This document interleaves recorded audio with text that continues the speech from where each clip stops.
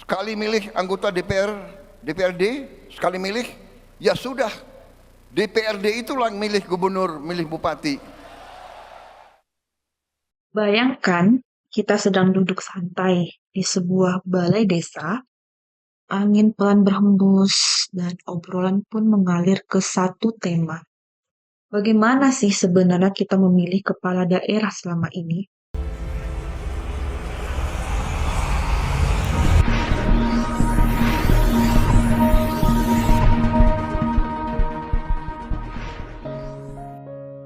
Halo Sobat Pemilu, belakangan ini Presiden Prabowo Subianto menyampaikan sebuah wacana yang cukup ramai dibicarakan.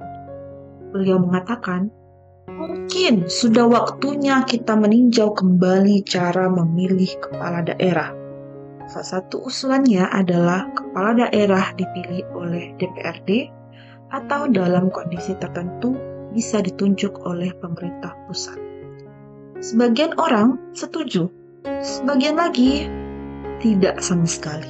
Ada yang bilang hemat biaya, ada juga yang khawatir suatu rakyat bahwa suaranya akan menjadi berkurang. Tapi sebelum kita terjebak pada perdebatan, ada baiknya kita mundur sejenak melihat ke belakang.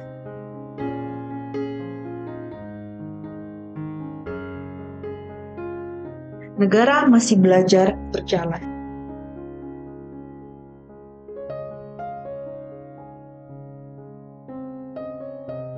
Di tahun-tahun awal kemerdekaan, Indonesia ini masih seperti bayi yang baru belajar berdiri.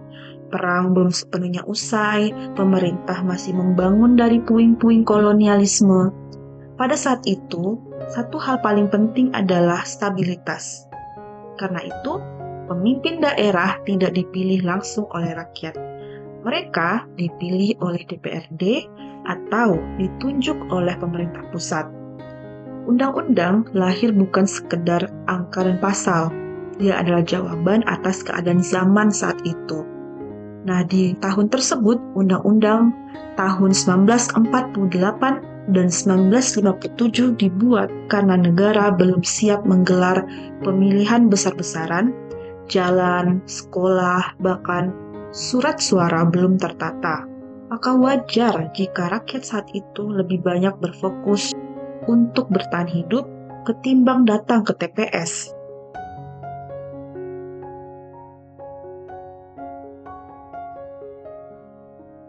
Era Orde Baru, rapi tertata tapi sangat dikendalikan.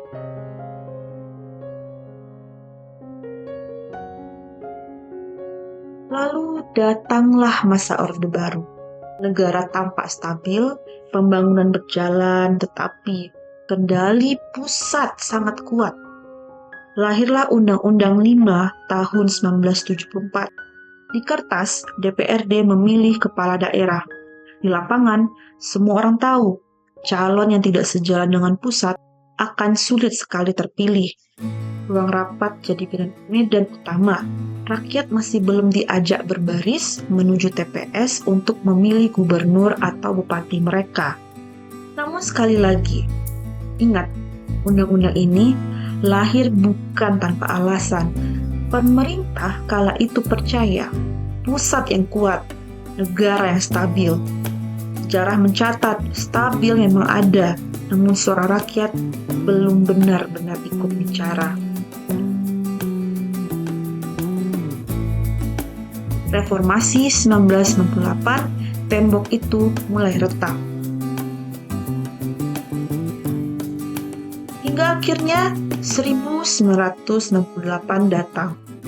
Krisis ekonomi terjadi, reformasi besar-besaran, dan terjadinya pembentrokan demonstrasi mahasiswa. Semua hal tersebut, semua chaos yang terjadi bertemu dalam satu gelombang besar. Rakyat bukan hanya ingin harga turun, mereka ingin didengar. Disinilah lahir Undang-Undang 22 tahun 1999. Suasananya berbeda, daerah mulai diberi ruang bernapas, namun kepala daerah masih banyak dipilih DPRD. Masalahnya, gedung DPRD kini tak hanya jadi tempat rapat, dia kadang dianggap jadi tempat tawar-menawar politik. Di warung kopi, orang mulai berbisik, yang penting punya suara di DPRD, bukan punya suara rakyat. Cerita itu menyebar dan keinginan untuk memilih langsung makin kuat. Di tahun 2005, rakyat akhirnya turun langsung ke bilik suara. Lalu datanglah undang-undang yang mengubah peta besar, yaitu di Undang-Undang 32 tahun 2004. Dan mulailah 2005 ini sejarah baru tercatat. Untuk pertama kalinya di banyak daerah, suara tua masjid mengajak warga ke TPS. Nenek kakek berdandan rapi untuk mencoblos, dan anak muda bangga jadi pemilih pemula. Surat suara dibuka, nama kepala daerah tak lagi ditentukan rapat terbatas, tetapi oleh tangan rakyat sendiri. Inilah lahirnya pilkada langsung. Di antara riuh rendah itu, lahir pula cerita-cerita. Guru desanya yang jadi bupati, aktivis kecil yang jadi wali kota, pemimpin lahir tidak hanya dari dinasti. Namun demokrasi bukan dongeng yang hanya indah, ada pula bagian kelamnya. Biaya kampanye melonjak, politik uang bermain, konflik pendukung terjadi, beberapa kepala daerah terseret kasus hukum. Di satu hal yang tak terbantahkan, rakyat kini merasakan punya andil langsung dalam menentukan nasib daerahnya. Pilkada serentak dan perdebatan hari ini.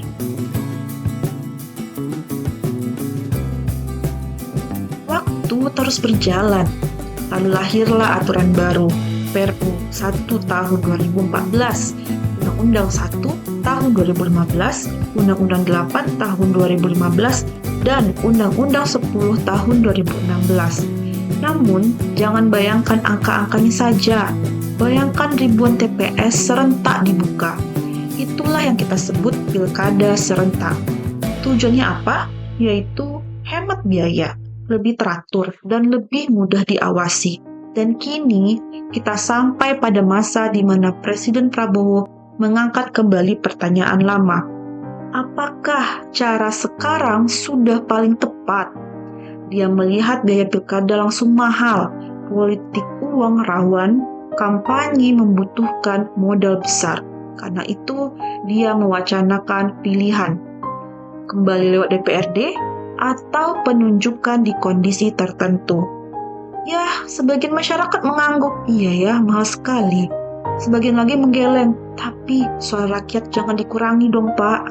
Disitulah kita sekarang berada, di sebuah persimpangan sejarah.